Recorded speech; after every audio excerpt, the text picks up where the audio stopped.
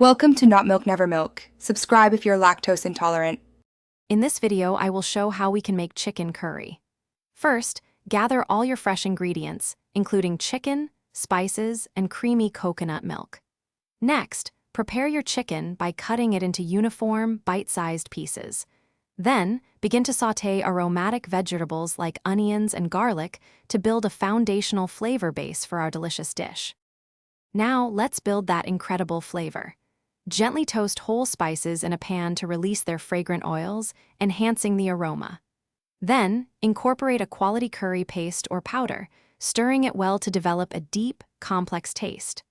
Finally, simmer diced tomatoes and onions until they are beautifully softened and create a rich, cohesive base.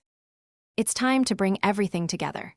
First, brown your chicken pieces in the pan, ensuring they are sealed and juicy. Next, pour in creamy coconut milk or a flavorful broth to create the perfect consistency. Then, reduce the heat and allow the curry to simmer gently for about 20 minutes, letting all the flavors meld beautifully.